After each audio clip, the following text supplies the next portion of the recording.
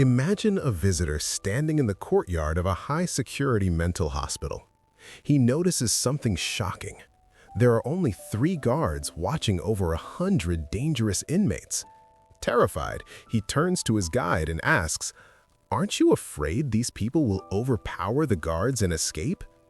The guide looks at him calmly and replies, "No, lunatics never unite." This story reveals a profound truth about the human condition. Disunity is a condition of weakness, but unity is strength.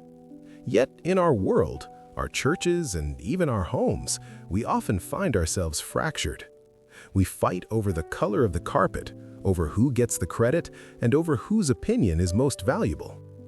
Today on Spirit Lift, we are exploring a lesson that goes deeper than a simple how-to guide on getting along. We are looking at the biblical basis for unity, a unity that doesn't come from policy or compromise, but from the most revolutionary concept in the universe, the mind of Christ. Today's lesson, Unity Through Humility, takes us into the heart of the book of Philippians. Before we dive into the deep spiritual insights that can transform your relationships, let's invite the Holy Spirit to perform surgery on our hearts today. Dear Father in heaven, we are so thankful for your love and grace. As we study your word today, we ask for a teachable spirit and a humble heart.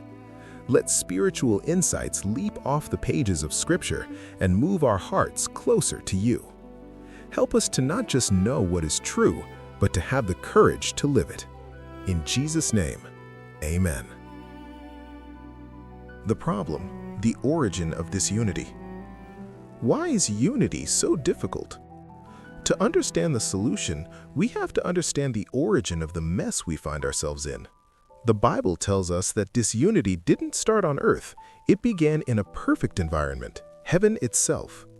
The origin of disunity was the pride and thirst for position of a single angel, Lucifer.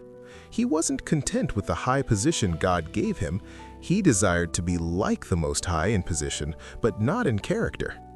This same spirit of selfish ambition gained a foothold in Eden and continues to rack our communities today.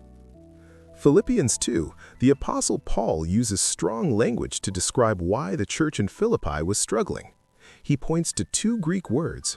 1, erythia, which means selfish ambition, the self-interested rivalry of people bent on promoting themselves rather than Christ. 2, kenodoxia, translated as conceit, literally meaning hollow pride or having an inflated sense of one's own importance. James 3:16 warns us that where these 2 things exist, envy and self-seeking, confusion and every evil thing are there. The source of unity. Mind surgery. Today, companies are trying to develop mind implants, chips to connect our brains to computers to manage disease or even control thoughts. But Paul suggests that we are already being programmed every day by the media we consume, which stamps the worldly way of thinking onto our minds. We don't need a digital implant. We need mind surgery. Real unity is not uniformity. It's not everyone doing and thinking exactly the same thing. True unity is like mountain climbers roped together. When one slips, the others hold him up because they are joined by a common purpose and the Holy Spirit. How do we get this? Paul gives us a prescription in Philippians chapter 2, verses 1 through 4. He lists several remedies: consolation in Christ, comfort of love, loving others as Jesus loved us, fellowship of the Spirit, affection and mercy, having compassion for others' mistakes. He urges us to esteem others better than themselves. This means actively listening to understand someone else's viewpoint instead of just waiting for your turn to speak. It means looking out for the interests of others as much as your own. The body, the mind of Christ. The climax of our lesson is found in Philippians 2, 5 through 8. Let these words sink in. "Let this mind be in you, which was also in Christ Jesus." Theologians called this the cascade of God's love. It describes the 7 steps of Christ's condescension, the most beautiful mystery in Scripture. 1. The form of God. Jesus was in the morphe, the very essence of God. He was equal with the Father in every way. 2. He emptied himself. He didn't use his divinity for his own advantage. He laid aside his divine prerogatives. 3. The form of a servant. He became a doulos, a bondservant or slave. 4. The likeness of men. The infinite became a finite human, subject to death and the weaknesses of 4,000 years of sin. 5. He humbled himself. He moved from universal supremacy to utter servanthood.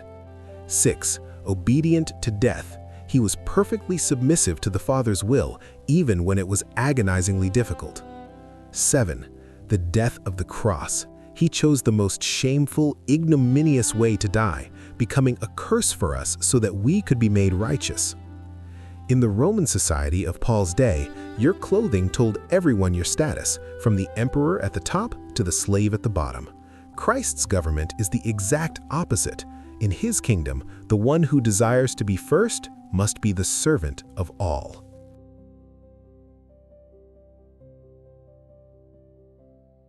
The mystery of godliness and application. This is the mystery of godliness. How could the eternal Son of God become a human being subject to death? We will study this love for ages, and yet, as Ellen G. White wrote, eternity itself can never fully reveal it. So what is the takeaway for your life today? It means we are not called to defend our rights, but to do what is right. It means assuming other people have good intentions rather than jumping to a critical spirit. It means recognizing that our way might not always be the best way and being willing to compromise for the sake of peace. Unity happens when we come to the cross and forgive as we are forgiven. Let's summarize what we've learned today. 1. Unity is a responsibility. Living in harmony is a fundamental behavior expected of every follower of Jesus. 2. Pride is the great divider. Selfish ambition and conceit are the enemies of peace. 3. The mind of Christ is the solution. We must allow the Word of God to perform surgery on our thoughts and feelings, replacing self-interest with servant-heartedness. 4. Humility comes before honor. If you want to go high in God's kingdom, you must first learn to go low.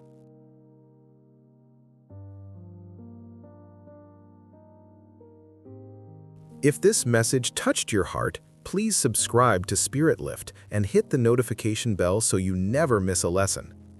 Which of the 7 steps of Jesus' humility impacted you the most today? Let us know below in the comments so we can encourage one another. Let's pray. Loving Heavenly Father, help us to humble ourselves in your sight. We give our wills to you today. Change our hearts, give us the mind of Jesus, and help us to be agents of unity in a divided world.